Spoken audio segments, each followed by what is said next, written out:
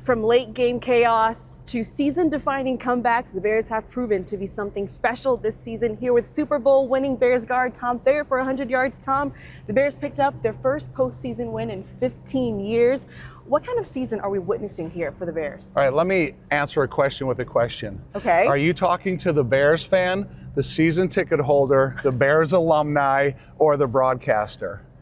The first one. Bears fan, season ticket holder, yes. I think it's the biggest, most emotional game I've ever been a part of. Okay. I think when you look at what was going on in the stadium, the support of the fans, it was the first time in the history that I've ever felt the stadium shake.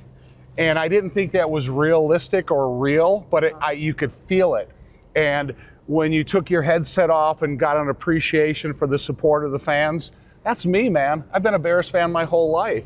So I know exactly what the guy sitting in section 300, row 19 is feeling, because I'm feeling the same thing. 7 fourth quarter comebacks for the Bears this season. First off, what is it like for you to call some of those games? I have a thing, IBIT, in Okay. Ben I Trust. Okay. And Ben has kind of developed a trust in me this year that I don't know if I've ever had. Okay. And so when you think, is anything, do you have the inability to overcome anything? No, you can overcome anything. And the way he confidently answers the questions coming out of the locker room at halftime and the belief that you have in him, it's real, man. And the players believe it, most importantly. And he's put together a coaching staff that can get the message across to each position individually so they feel it collectively. How has he been able to change the narrative about this team year one here in Chicago? I think if you go back to his initial press conference and you listen to the things he had to say, we're here to win now. This is not a rebuilding period, which I think was the most, the loudest statement of all. Then he said things like no block, no rock. I need running backs to get the dirty yards. I need players to be comfortable being uncomfortable. All those little things came true. It's not just a bunch of, podium talk at the start of your career and then you kind of just leave it in the background. It's something that he said, it's come true, but his professionalism, his commitment, like I said, his coaching staff, what he's been able to do with guys like Caleb Williams and other guys with the offensive line. Dennis Allen has done a fantastic job. So everything that you need to do for a team to believe in themselves, they're doing. Speaking of Caleb Williams, what have you seen from him this season in terms of his development in leadership too? Commitment. Okay. I think his athleticism, his dedication to the difficulty of mastering the terminology in such a short period of time. And I still believe that we're not going to see the best out of Caleb Williams for maybe a year. Because it would be, just to analogize it to, you're going to move to France in 3 months, you need to speak the language and you need to know what you're saying. It's almost an impossible task. But what he's been able to do with him, the relationship between he and all the quarterback coaches and Ben Johnson, it's evident on the field in either late game heroics or the development from OTAs to training camp to the regular season. I know you played for the great Mike Ditka, but is Ben Johnson going to end up being one of the best football coaches the Bears have ever had? Okay, I've said it already publicly, and I've gotten criticized for it even though I'm not on social media. So for the 1985 team, that group of personalities, Mike Ditka was the best man for the job. He's the guy that could corral every one of those guys and make sure that they got the most out of what you need to get out of them. And that was a Super Bowl, nothing else. Super Bowl shuffle and all this other stuff. Mike Ditka was the guy.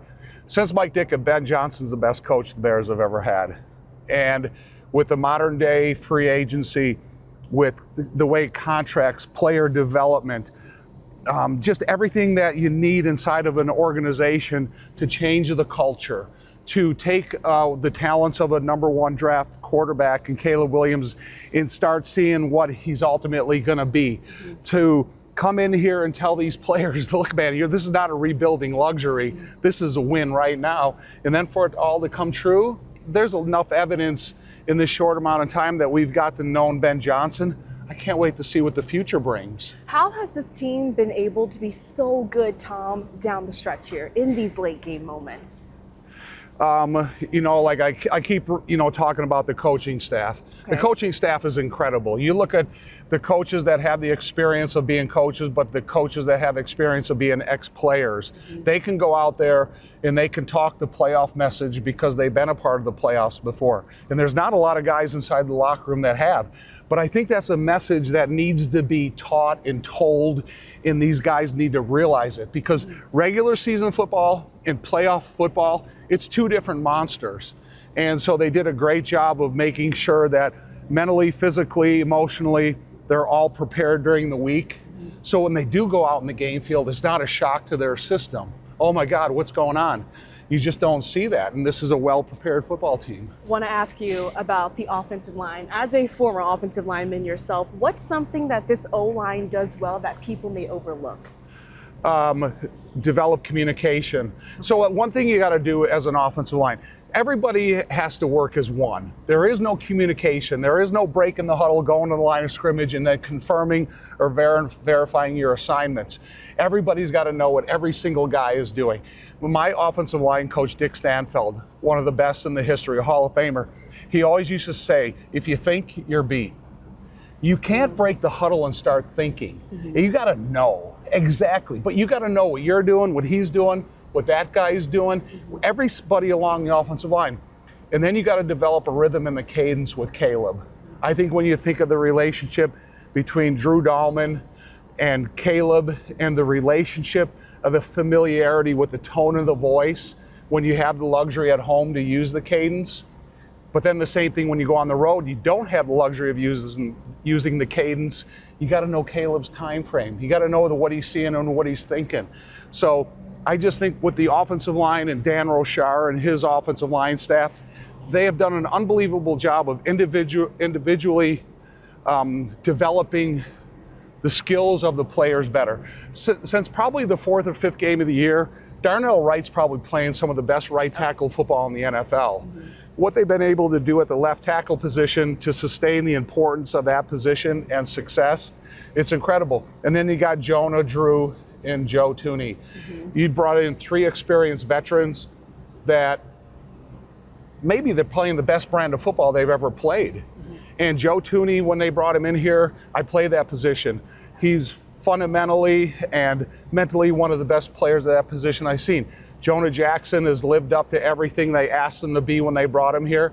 And Drew Dahlman, he's lived up to the bloodlines that he has, and he's been a great asset to the offensive line because the center is such a unique position. You're working with the guys to the right of you, to the left of you. You're working with the quarterback. You're timing up the offense. You're pointing out the different responsibilities and pass protection. So they've just done a great job of developing a kind of an all for one and one for all attitude. Safe to say the upgrades they've made in the interior has certainly paid off there.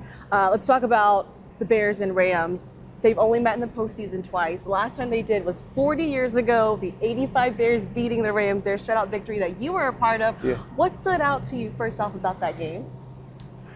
The meaning of the accomplishment. Yeah. You go onto that field and you get beat at home, and at that, in 85 I'm talking, mm-hmm. and it would be just an enormous setback because we already had our sights set on winning the Super Bowl. And so we were able to go out there with the support of the Bears fans, and that's Old Soldier Field. It's a lot different. You know, it's a stadium that, you know, has archaic type of turf in there. All the sound went out the roof. Even though we had a sold out house, it just wasn't as loud as it was the other night. So where we were able to get to in that season, we had to take it home. And I feel the same way about the Bears. That's the fan in me. You know, the broadcaster in me is I feel the same. Everything else, the Bears have a great opportunity in front of them to get the same results that we did in 85. This Bears team coming off an emotional win. What do they need to do though to reset against the Rams team that's a little bit unfamiliar to them this season? Don't let the emotions get the best of them, because you can't go out there like a chicken with its head cut off and just start running around and exhaust yourself. You got to go out there. You have to know every single one of your assignments perfectly before the play is ever called. You got to get ready on the field Sunday morning like I said, know the playbook, know everything that you learned, everything that was taught to you, and just trust in everything the coaches have offered you since you've been here. I just think that when you think of the big picture, every one of these guys have been beyond prepared since the season began, and I don't think anybody expects anything less of them. Well, Tom, as we reach the end zone here, I'm exhausted. Are you? Matthew Stafford's playing at an elite level, MVP level. Obviously, Ben Johnson has familiarity with him, but you look at that Rams defense, they're strong on third downs in the red zone. What's going to be key for the Bears on both sides of the ball here? You have a lot of deployable assets. When you look at all the receivers they have at their disposal, you look at the team of running backs they have, you look at the athleticism and the physical in condition of Caleb Williams, where the tight end position has been able to grow and develop to. Listen, they got a lot of concerns on the West Coast about what the Bears are going to give to those guys. So you may have a guy that's coming out of the locker room for the first time at 5 degrees, 10 degrees. It's a lot different, man. You got to be mentally ready for that. But when you think of the challenge that they have, you know, against one of the best offenses in the league this year, and Ben Johnson and the way he calls plays, there's a lot that they have to be ready for. And so I'm sure they will, but I think the Bears will as well.